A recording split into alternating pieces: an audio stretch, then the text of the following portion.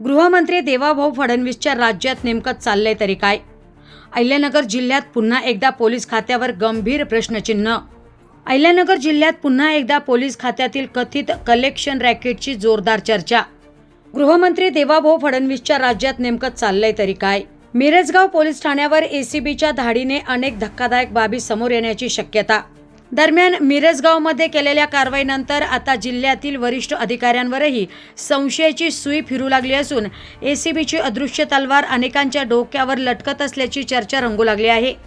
सूत्रांच्या माहितीनुसार IPL सट्टा, पत्त्यांचे क्लब, अवैध धंदे आणि विविध बेकायदेशीर व्यवसायांकडून महिन्याचे रेट वाढवण्यात आल्याची चर्चा पोलीस वर्तुळात सुरू आहे. आधी ठराविक रक्कम देणाऱ्यांकडून आता दुप्पट चौपट वसुली होत असल्याचं बोललं जात आहे.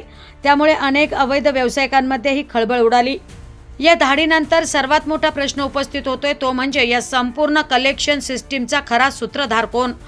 कोणत्या अधिकाऱ्याच्या आशीर्वादाने हे जाळं जिल्हाभर पसरलंय आणि कुणाच्या सांगण्यावरून खालच्या पातळीवरील कर्मचारी एवढी मोकळीक घेत होते? दरम्यान विश्वासार्ह सूत्रांच्या माहितीनुसार स्थानिक पातळीवर कारवाई होण्याआधी बाहेरील एसीबी पथकाशी संपर्क साधण्याचे प्रकारही सुरू असल्याची चर्चा आहे. त्यामुळे आता या प्रकरणाचा तपास स्थानिक पातळीवर मर्यादित न राहता पुणे, नाशिक, बीड, संभाजीनगरपर्यंत जाऊ शकतो अशी शक्यता वर्तवली जाते. मिरजगाव पोलीस ठाण्यातील एका पोलीस हवालदाराला तब्बल 5,000 रुपयांची लाच घेताना लाचलुचपत प्रतिबंधक विभागाने रंगेहात पकडल्याने संपूर्ण जिल्ह्यात एकच खळबळ उडाली. मिळालेल्या माहितीनुसार तक्रारदाराच्या पत्त्याविरोधात दाखल गुन्ह्यात मदत करण्यासाठी आणि पुढील कारवाई न करण्याच्या मोबदल्यात संबंधित पोलीस कर्मचाऱ्याने 5,000 रुपयांची मागणी केली होती. तक्रारदाराने याची थेट तक्रार एसीबीकडे केल्यानंतर सापळा रचण्यात आला. त्यानंतर मिरजगाव येथील नटराज ज्यूस सेंटर परिसरात सापळा लावण्यात आला आणि पोलीस हवालदार दीपक पवार याला 5,000 रुपयांची लाच स्वीकारताना अधिकाऱ्यांनी रंगेहात पकडले.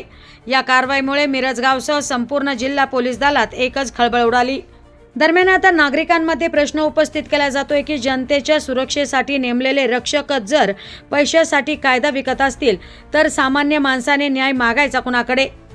गृहमंत्री देवाभाऊंच्या राज्यात पोलीस ठाण्यातच लाचेचे व्यवहार, गुन्हे दडपण्यासाठी पैशांची मागणी आणि खुलेआम भ्रष्टाचार हे थांबणार कधी? या कारवाईनंतर आता जिल्ह्यातील इतर पोलीस ठाण्यांमध्येही एसीबीची धाड पडणार का? कोण कोणाच्या नावाने वसुली करत होतं आणि यामागे मोठं रॅकेट आहे का याची चर्चा रंगू लागली आहे. त्यामुळे आता सर्वांचं लक्ष एकाच प्रश्नाकडे लागले, पुढचा नंबर कुणाचा आणि एसीबीची पुढची धाड कुठे पडणार?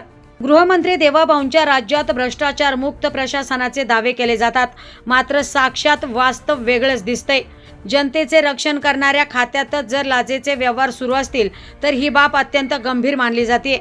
आता या एका कारवाईपुरतं प्रकरण थांबणार का मग अहिल्यानगर जिल्ह्यातील इतर पोलीस ठाण्यांमधील काळे धंदे, वसुली आणि दलालीचे जाळेही उघड होणार याकडे सर्वांचं लक्ष लागले.